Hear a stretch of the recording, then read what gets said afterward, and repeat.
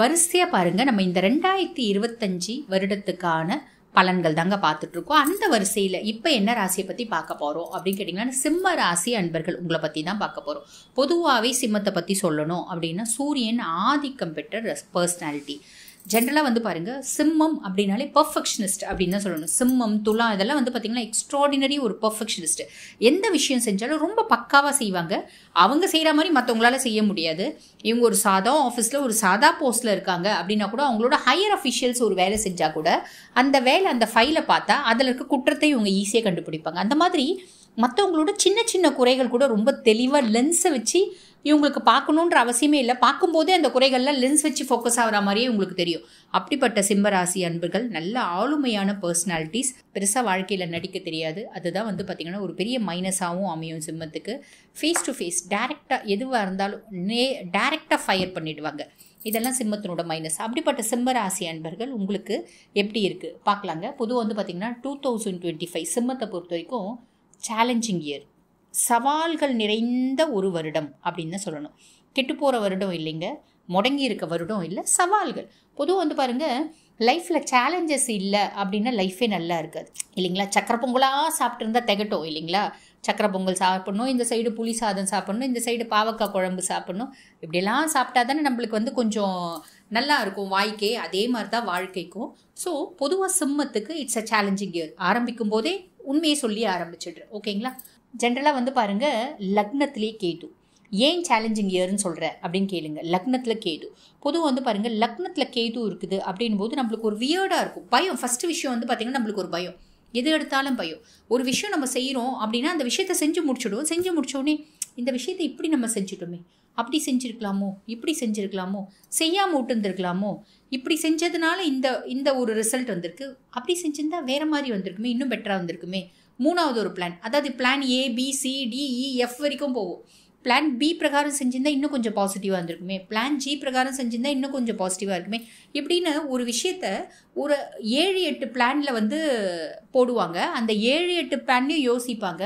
பல முறை யோசித்து அதை செஞ்ச பின்னாடியும் இப்படி செஞ்சிருந்தா ஆயிருந்திருக்குமோ, இப்படி செஞ்சிருந்தா ஆயிருந்திருக்குமோ, அப்படியே ஒரு குழப்பம் அப்படின்றது இருக்கும். ரெண்டாவது பயம். ஒரு இனம் புரியாத பயம், ஏதோ ஒரு பயம். ஒன்றும் இல்லை, சும்மா வண்டி ஓட்டிகிட்டே போயிட்டுருக்காங்கன்னு வச்சுக்கோங்களேன். திடீர்னு ஆக்சிடென்ட் ஆயிடுச்சுன்னா என்ன ஆகுது, நம்ம ஆக்சிடென்ட் ஆயிடுச்சுன்னா நம்ம குழந்தை குட்டிங்களே யார் காப்பாற்றும், அந்த மாதிரி ஒரு இனம் புரியாத ஒரு பயம். பொதுவாக வந்து பார்த்திங்கன்னா இந்த ஜென்மத்தில் ராகு கேது யார் இருந்தாலும் ஒரு இனம் புரியாத பயம் வரும். அதே மாதிரி பாருங்க, ஒரு விட்டேத்தியான ஃபீலிங். என்னடா வாழ்க்கை, கேதுனாலே சுருங்கிறது. ஒரு பறந்து விரிஞ்ச ஒரு பிரபஞ்சத்தில் நான் சுருங்கி இருக்கேன். எனக்கு வந்து பெருசாக நான் வந்து சோஷியல் வித்ட்ராயல் அப்படின்னு சொல்லுவாங்க பார்த்தீங்களா.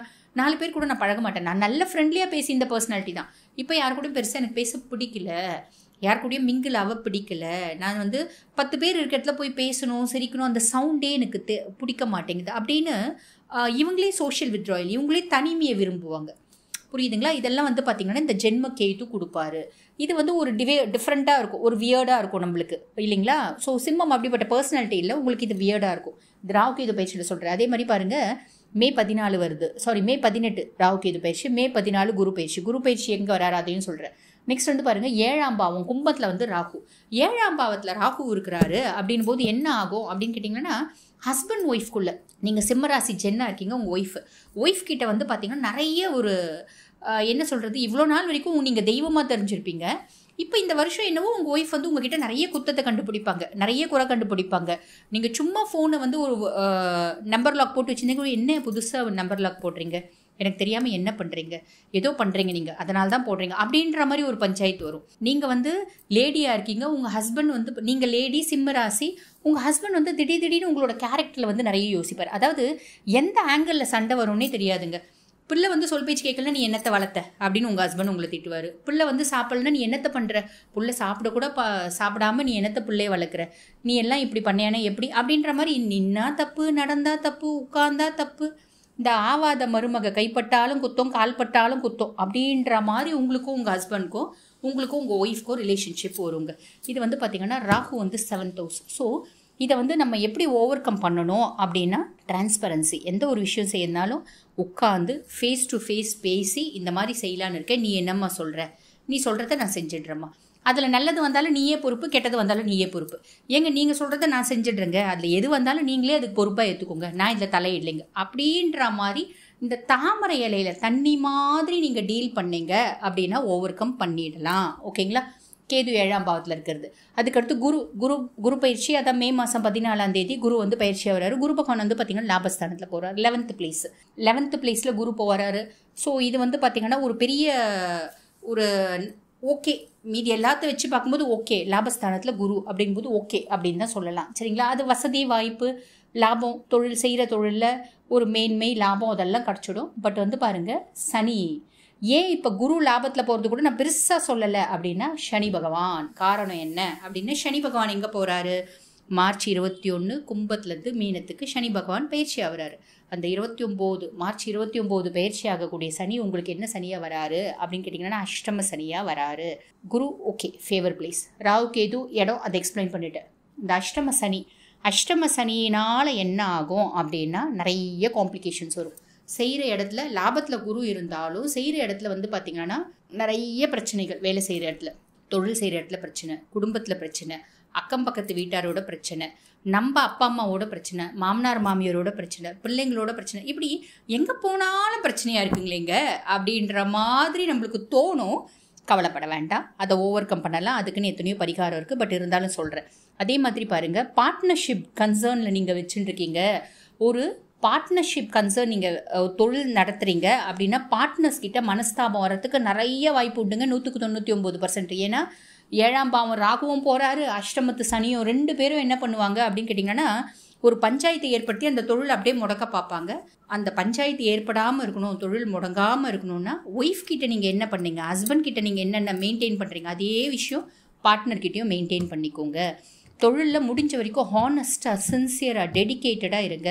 உழைப்பு அப்படின்றது பொதுவாக வந்து பாருங்கள், நேரமும் காலமும் நல்லா இருக்குது, சூப்பராக இருக்குது, சாதகமாக இருக்குது அப்படின்னும் போது 1 மடங்கு உழைக்கிறோம் அப்படின்னா நேரமும் காலமும் நல்லா இல்லை, சாதகமாக இல்லை, பெருசாக வந்து ஃபேவராக இல்லை, நம்மளை வந்து என்ன சொல்கிறது கீழே விழ வைக்கிற மாதிரி இருக்குது அப்படின்னும் போது நம்ம 10 மடங்கு உழைக்கணும்.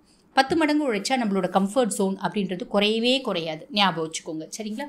ஓகே. அஷ்டமத்து சனி நிறைய பேருக்கு என்ன பண்ணுவார் அப்படின்னு கேட்டிங்கன்னா குடும்பத்தை பிரிப்பார், husband wifi பிரிப்பார், husband ஒய்ஃப்குள்ளே divorce, husband ஒய்ஃப்குள்ளே மனமுட்டங்கள், பிள்ளைங்களை பிரிப்பாங்க, சொசைட்டியில் பிள்ளைங்களால் அவமானப்படுறது, அசிங்கப்படுறது, இந்த மாதிரி எல்லாம் நிறைய வர வாய்ப்பு உண்டுங்க.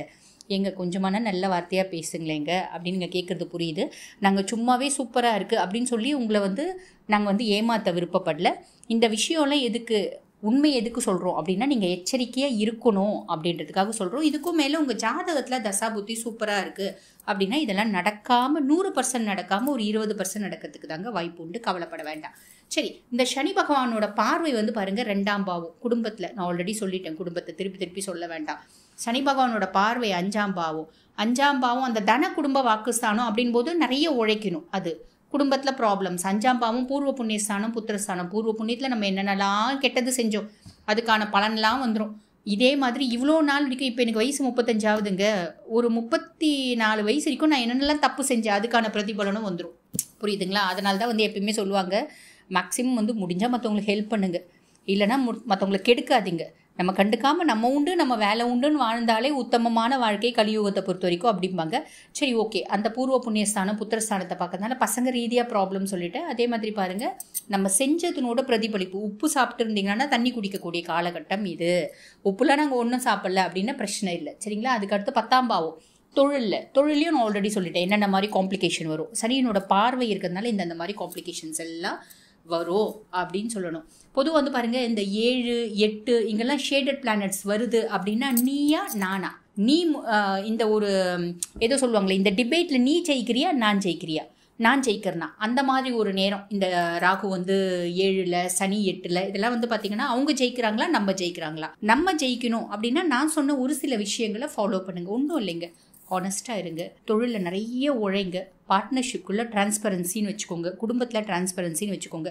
அதுக்கும் மேலே பிரச்சனைகள் நிறைய வருதா, ஒரு சில விஷயங்கள் இருக்குது நம்மளால் தீர்வு கொண்டு வர முடியாது, கடவுளனோட அனுகிரகத்தினால தான் முடியும். அப்போ கடவுளாக பார்த்து சரி பண்ணுவார் அப்படின்னு இறை வழிபாட்டில் முழுசும் நிதானமாக பொறுமையாக இறை வழிபாட்டில் ஈடுபடுறீங்க அப்படின்னும் போது அது ஓவர் கம் ஆகிக்கும். புரியுதுங்களா? பொதுவாக ஒரு வார்த்தை சொல்லுவாங்க பார்த்தீங்களா, தகரத்தை யாரும் தேய்ச்சி பார்க்கறது இல்லை இல்லைங்களா. தகரத்தை தேய்ச்சி இது தகரந்தானான்னு பார்க்குறதே இல்லை. தங்கத்தை தான் தேய்ச்சி பார்ப்பாங்க, இது தங்கந்தானா அப்படின்னு.